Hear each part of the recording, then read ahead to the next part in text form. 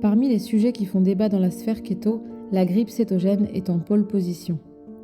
Épreuve incontournable pour certains, problème à résoudre le plus vite possible pour d'autres, chacun y va de son petit diagnostic. État transitoire du début de la cétose vers la pleine adaptation, la grippe cétogène se produit généralement au bout de quelques jours de régime et se distingue par sa symptomatologie, justement grippale, d'où est tiré son nom.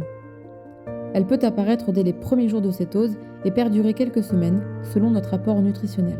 Nausées, insomnie, prurite cutanée, douleurs articulaires, nez qui coule, éternuement, fatigue, brouillard mental sont autant de réactions auxquelles vous pourriez être confronté, sans que cela n'en soit pour autant alarmant, rassurez-vous.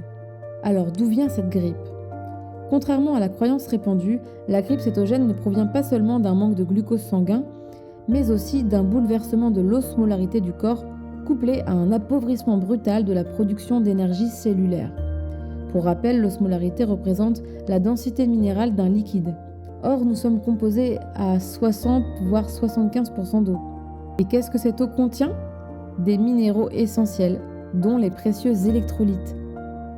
Que se passe-t-il lorsque vous arrêtez de consommer du glucose sous forme de pain, de pâtes, de riz, de fruits, de glace ou de chocolat ? Lorsque vous faites ça, vos niveaux d'insuline baissent légèrement, tout comme votre glycémie, et vous vous mettez à relâcher pas mal d'eau, d'où vos nombreux passages aux toilettes en début de régime. Rappelez-vous, sous l'influence de l'insuline, un seul gramme de glucides retient jusqu'à 4 fois son poids en eau. De ce fait, en urinant énormément, sans combler vos besoins en minéraux, vous épuisez vos électrolytes. Votre corps développe alors des réactions de type grippal. Vos muscles deviennent douloureux, vous expérimentez de la tachycardie, de la soif, de la constipation, de la fatigue, voire des vertiges. En ce qui concerne la production d'énergie cellulaire, voilà ce qu'il se passe.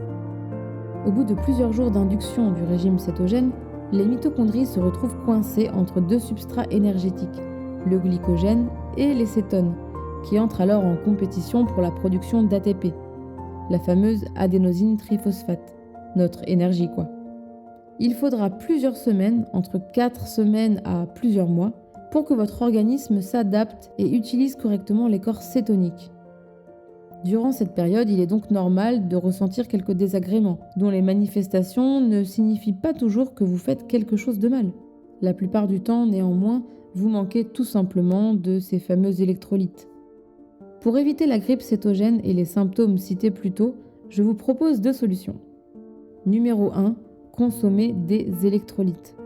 Selon les docteurs Finet et Volek, une adjonction d'électrolytes sous forme alimentaire suffit à éliminer la plupart des symptômes désagréables dus à l'induction d'un régime cétogène. Pour le potassium, comptez environ 1 avocat par jour avec des herbes fraîches. Pour le sodium, environ 2 g de sel marin. Et pour le magnésium, 2 poignées de noix de macadamia et quelques carrés de chocolat peuvent amoindrir les effets d'un manque de magnésium. Ces 2 médecins préconisent également d'augmenter légèrement les apports en glucides afin de calmer les réactions. Dans leur protocole, ils le font sous forme de jus, pratique pour les doser de façon précise. Il existe une corrélation évidente entre un taux de cétone dans le sang élevé, au-delà de 1,5 mmol par litre de sang, et une grippe cétogène assez importante. Voilà pourquoi il peut être intéressant de bien vous assurer que vous consommez 20 g de glucides par jour sous forme de légumes, de noix, de yaourt à la grecque ou de baies, comme les framboises par exemple. Si vous êtes en diète carnivore sans résidus, intéressant pour les intestins très fragilisés, vous pouvez vous supplémenter en magnésium et potassium à raison de, respectivement, 300 mg et environ 4 g.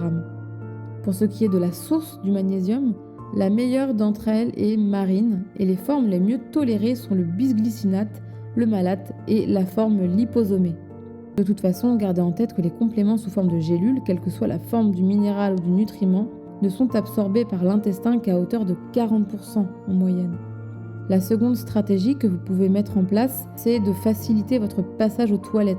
Consommer 15 à 20 g de fibres par jour semble suffisant pour vous assurer un transit régulier. En outre, pensez à ne pas descendre en dessous d'1 litre d'eau par jour minimum. La supplémentation en MCT, triglycérides à chaîne moyenne, à hauteur de 10-15 g 3 fois par jour, permet de garder une cétonémie stable tout au long de la journée, tout en régulant le transit, puisque l'acide caprylique contenu dans l'huile MCT a un effet laxatif. Si vous êtes sujet aux problèmes gastro-intestinaux, je vous conseille de ne pas dépasser la dose de 30 g de MCT ajoutée par jour.